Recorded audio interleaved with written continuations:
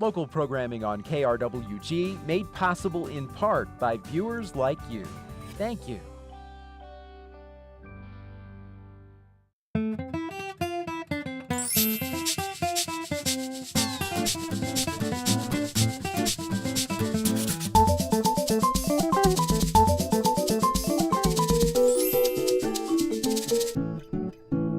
Welcome to Fronteras, a changing America. I'm Edmundo Resendez. Hispanic Heritage Month is celebrated from September 15th through October 15th. In this edition of Fronteras, we look at the Hispanic culture of our region. Denise Chavez is the author of the novels Loving Pedro Infante, Face of an Angel, which won the American Book Award, and the short story collection The Last of the Menu Girls. Her most recent book is A Taco Testimony, Meditations on Family, Food, and Culture, a memoir in food. She has written fiction for children and many plays, and her projects have been supported by the Fulbright Commission, the Lannan Foundation, and a Lila Wallace Reader's Digest Award. Chavez founded the Border Book Festival, New Mexico's longest-running book festival in 1995, which is housed in Casa Camino Real, a historic adobe dating from the 1850s on the Camino Real Trail in Las Cruces. Denise Chavez, welcome to Fronteras. It is a pleasure to have you here today. It is wonderful to be here. Thank you so much, Edmundo. Okay, well, let's start off by getting down to what does Hispanic heritage mean to you? The month. The month, let's talk about Hispanos and Hispanic. Everybody imagines that they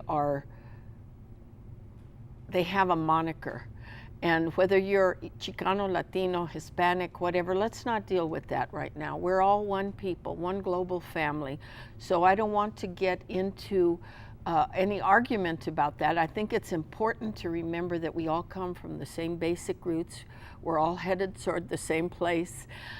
Hispanic Heritage Month is a time to celebrate Hispano culture. Who are we? We are people that come from Spanish language descendants, Latin American countries, Spain, Mexico. So we are people who are imbued with the spirit and the cultura of the Latin countries. We come from different places, but we all have at the base a lot of fundamental tenets, belief systems that have to do with family, food, culture, spirit, the ancestors, and so that's what unites us, the commonalities of culture, and that's what I'd like to talk about and what we believe in my organization that I founded with Susan Twite 20 years ago. We're celebrating this year. I believe in the coming together of comunidad, community, and so Hispano Heritage Month celebrates the Latinos coming together as one voice and one spirit. Well, let's talk about celebrations, which is, very important in the culture.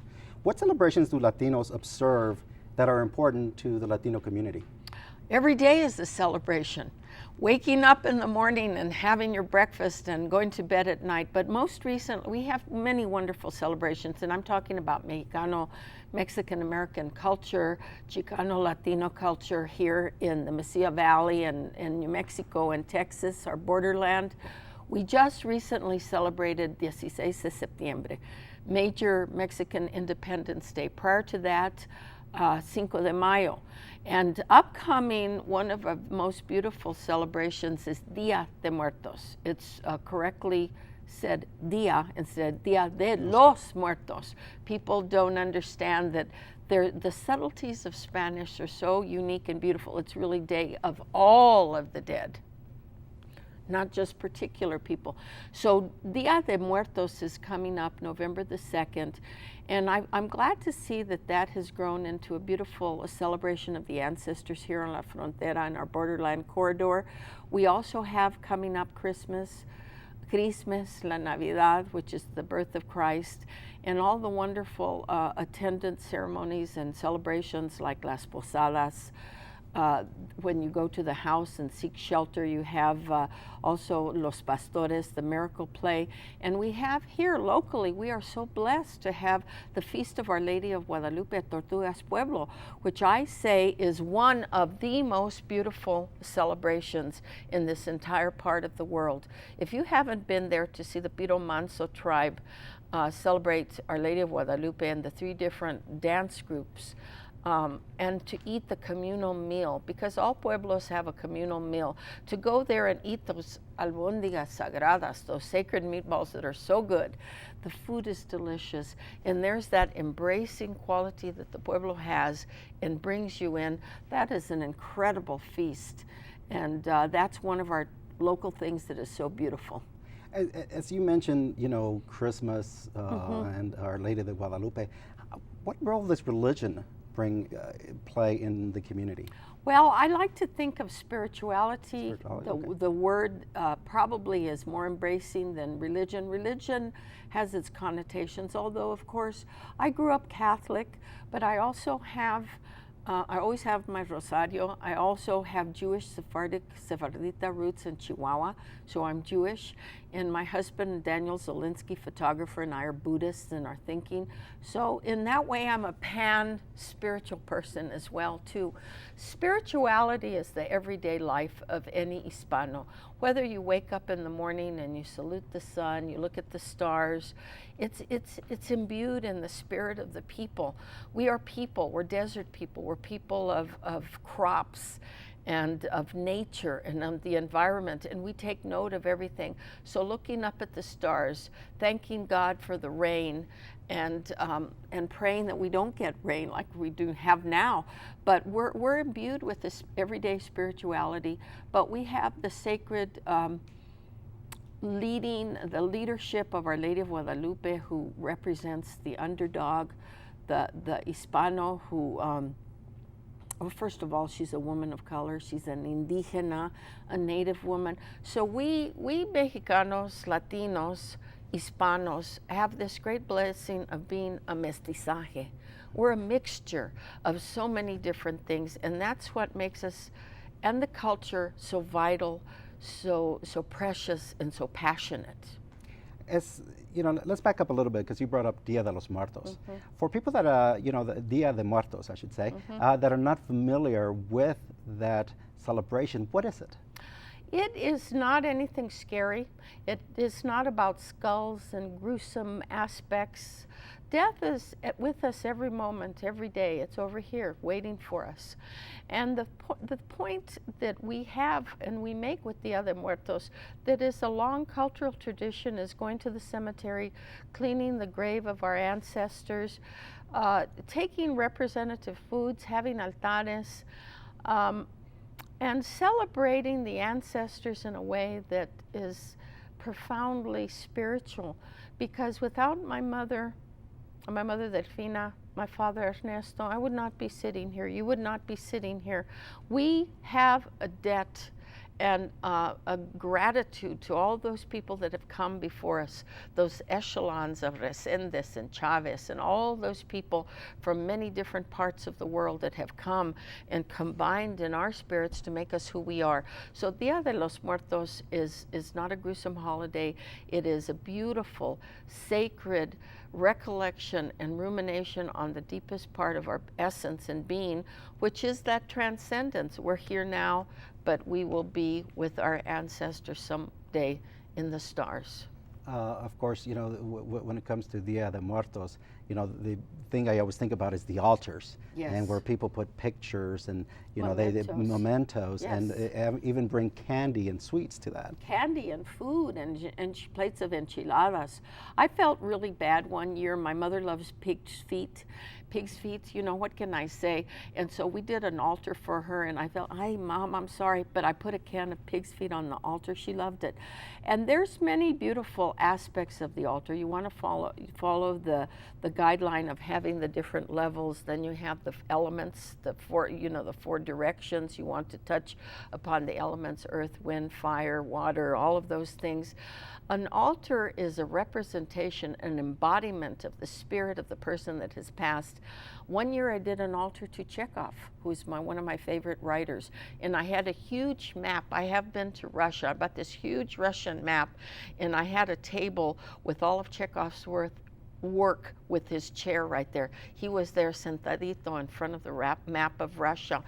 We've done all kinds of altars with our organization, but I've definitely done many for writers of Nuevo Mexico, Tony Hillerman, um, Pedro Infante. I've had an altar to Pedro Infante, Jorge Negrete, all the greats of Mexican music and cinema.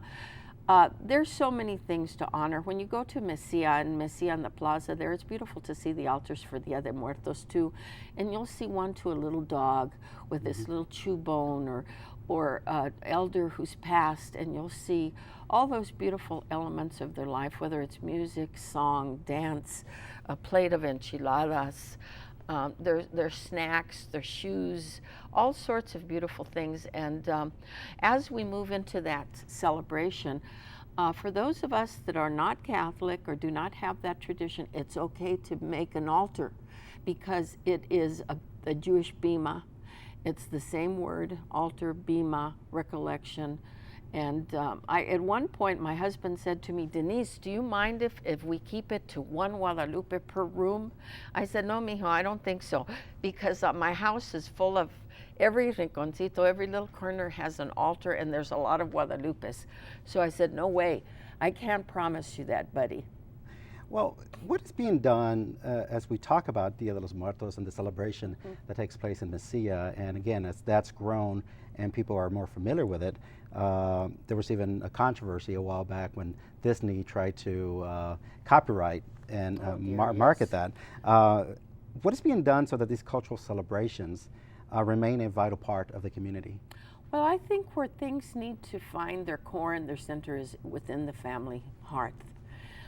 For example, on Dia de Muertos at our little Casa Camino Real, it's an old home that's owned by former Supreme Court Justice Daniel Sosa, one of the founders of MALDEF, Mexican American Legal Defense Fund. We'll meet at 5 o'clock and have a desfile, a parade, a walk over to San Jose Cemetery, where my great-great-grandfather is buried, Evangelisto Chavez.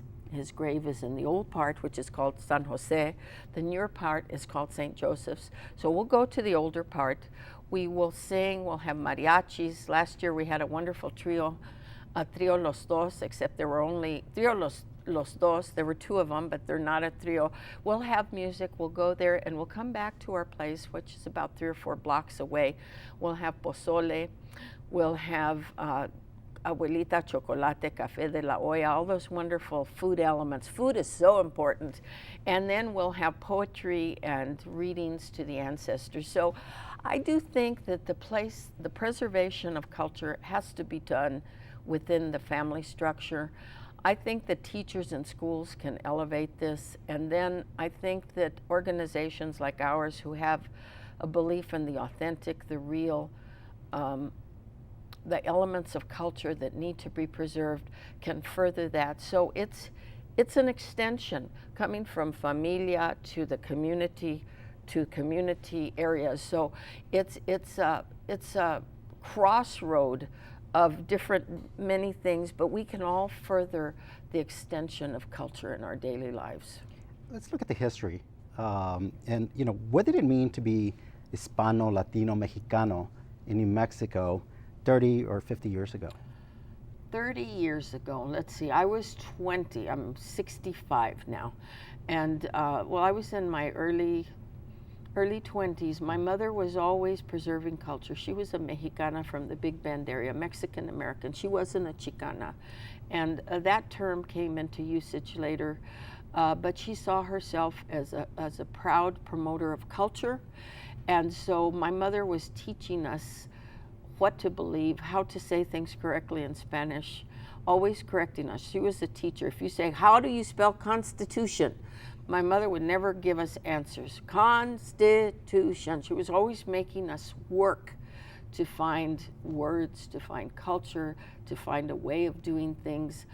So at that time in Las Cruces, actually I found, my father was a lawyer. My parents divorced when I was 10. I found a clipping from 1959. My father defended one person and a group of 69 illegal, what they call illegal immigrants. I hate the word alien. I hate the word illegal. But there was, in 1959 in Las Cruces, they paraded 69 undocumented people in the downtown area in shackles, in manacles, because they were going to deport them. And there was an article in the El Paso Times that said, wetbacks on parade. That was in 1959. Now we are not manacling people. We're not parading them in the streets of Las Cruces, but we are going to the houses at night. We're deporting people in the middle of the night. The children will come home. They will not find their parents there. Things have changed, but things have not changed. And I would like to see more things changing. I think our immigration policy needs to be looked at very carefully. We need to look at what has happened, our history. My father was punished for speaking Spanish in the schoolyards. Nobody's punishing people now, but are they? Are they? You just hear lawsuits about where was it that the employees could not speak Spanish and the powers be came down on them. Things have changed, but they've not changed. We need to change more, and from the inside out. And where is that change going to happen? In the heart. To realize that we are all one people. It doesn't matter if we're Latino, Hispano, Anglo, Native American, African American. This part of the world is made up of so many different cultures. The Nakayama farmers, the Tashiros, Fabian Garcia, who was the guru of Chile. We have the Salopecs, Lithuanians. We have all these wonderful families, the Sosas. You know, so many dear families that have come through here, and they are a mestizaje. So I think once we realize that, we can work toward a world where people don't have to die in the desert. We don't have to go in the middle of the night and take people out of their homes. They will be working in programs that benefit everyone. What will it mean 30 years from now? 30 years from now, let's see, how old And will by I the be? way, I'll be 90 something. Well, I hope I'm a little viejita with trenzas. And I already told my husband my orders of how I want to be buried. I wanted little trencitas, little braids. But you know what? It might be uncomfortable to have one big trenza, so maybe I should go for two, or maybe I said put it to the side. I don't know that I'll be around, but I'll be around. And I'm going to be checking in on things from wherever I am, because my wish for the future is a world of no war. No more war. Peace. People coming together. No GMOs, no fracking, no chemtrails, no reaching for the stars to become like gods. This is what happened to previous continents. What happened to Atlantis and Lemuria? We're not gods. We are not gods to be changing our plants and to be altering animals to become other things. We are here to be spirit creatures that further creativity, life, the essence of being. And so I want to look down on this Mesilla Valley, and wherever I am, I want to see an integrated, beautiful world of people still raising Chile, raising our crops. And I would personally want to see a museum that I'm working on, Museo de la Gente. I want to know that people are going to this museum that we're working on, my husband and I, to create, and going to see installations of the Nakayama family, to see who the Sosas were, to see who Reyes Lopez Tijerina was, who lives in El Paso. What was El Movimiento Chicano? What was and what is Dia de Muertos? So hopefully we will have a world in which people will appreciate art, literature, culture, good food. Which leads me to my next question. In your book, Aitaco Testimony, Meditations on Family, Food, and Culture, it's a memoir on food. Why is food so important in our culture? I mean, you know, when people talk about Mexican food, I mean, there just seems to be so much passion and people wanting to, you know, enjoy it. Because it's good. It's good food. The books are good. The art is good. I remember, as I think I told you, standing in front of a Chicano Latino bookshelf, I go, my God, these stories are fantastic. There's nothing like a good tamal. There's nothing good like a good red enchilada.